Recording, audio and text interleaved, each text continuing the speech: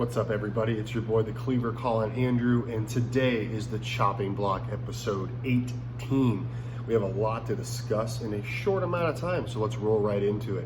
Worlds Collide we saw this past Saturday, and what an amazing show that was. Started off with Ilya Dragunov against Finn Balor in a hard-hitting match, and Balor picked up the victory. I was really hoping they were going to push Ilya Dragunov over, but hey, it is what it is.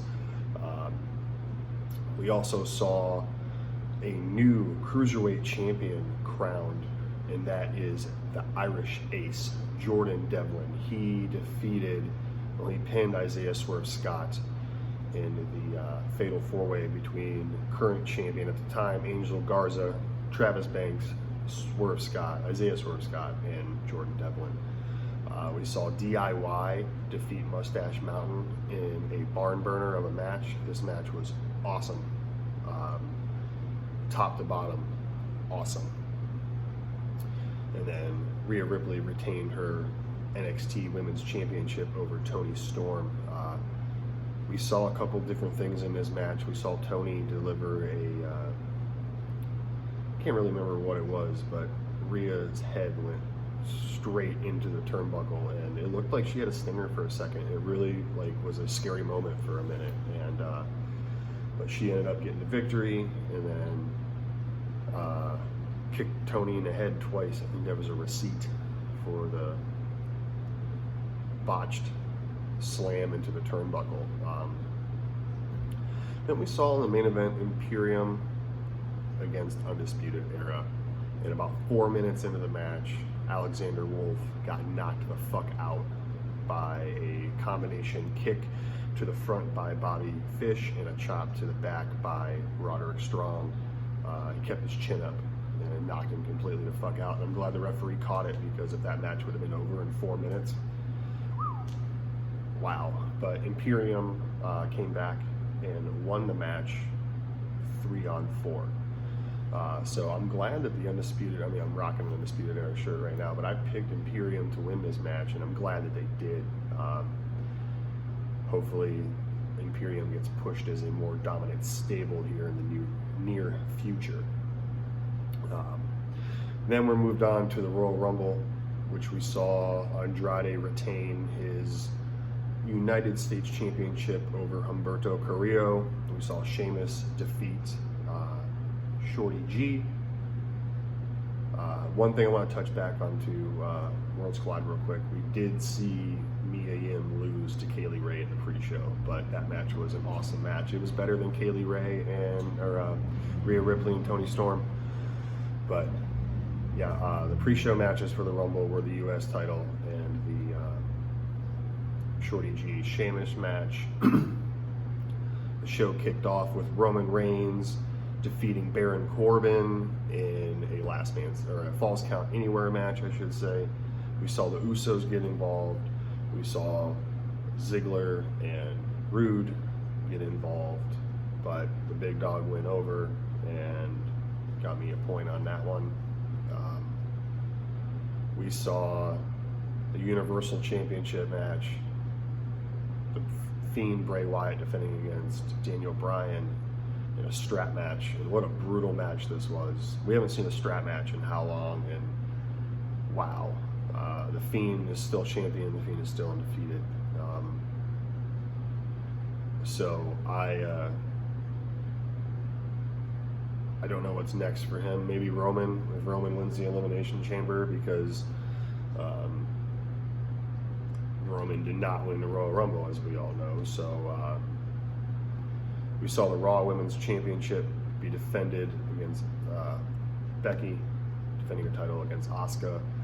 Asuka looked like she had it and was about to hit Becky with the green mist, and Becky kicked her in the gut, and the mist backfired all over her face, and Asuka went blind and ended up tapping out.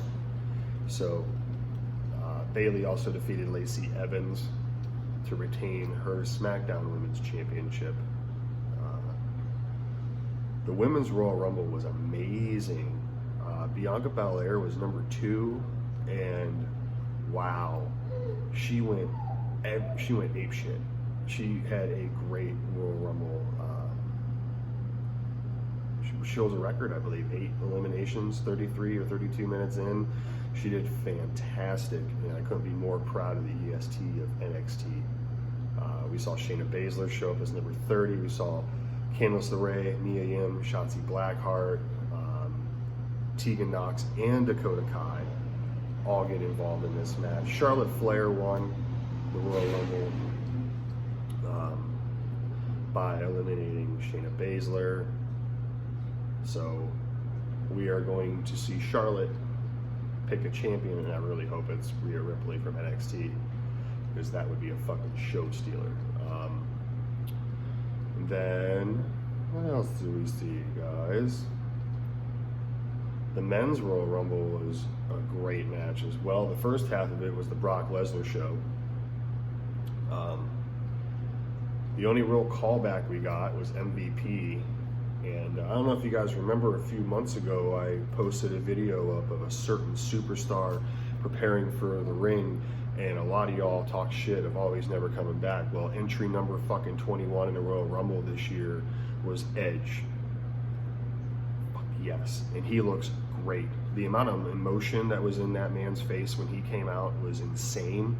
Like, you know, I'm 31 years old, I watched Edge from the beginning, and I'm sitting there watching this, and when he pops through that smoke and you see the emotion on his face, like, I'm not gonna lie, man, I teared up. That was a moment that I thought I would never ever see again, especially after triple fusion neck surgery. Congratulations, Adam Copeland, Edge.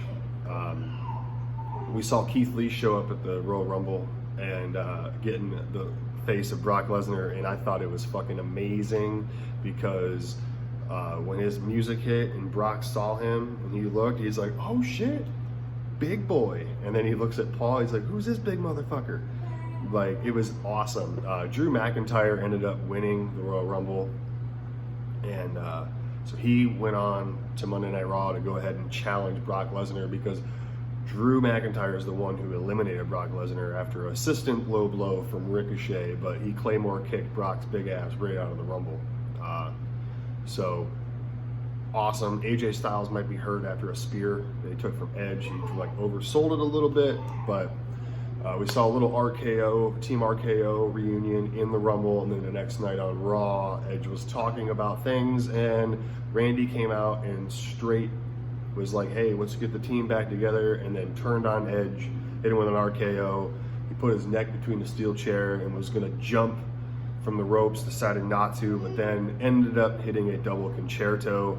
So we're gonna get Edge versus Randy Orton at WrestleMania, and it's gonna be fucking awesome. I was hoping to get Edge versus AJ Styles, but hey, I mean, it's not been officially made yet, but put the pieces together, folks, and we're gonna get Edge versus Orton, and it's gonna be great. Edge is 46 years old and is in the best shape of his life. Congratulations again. So much awesome things. We saw Liv Morgan take out Lana in the Women's Royal Rumble, and then Lana got back in the ring, or pulled Liv off the top rope. And I'm trying to remember if Liv actually went over the top rope to go jump off the top rope, or she went through the middle rope and they're just playing that bullshit of, oh, both her feet hit the floor because of interference from Lana. But we saw Liv Morgan pick up a victory over Lana this past Monday, and Rusev and Bobby Lashley were both barred from ringside. Seth Rollins was number 30 in the Rumble and had his Messiah Apocalypse people with him down there, and they tried to pull some shenanigans. They caused the eliminations of Kevin Owens and Samoa Joe.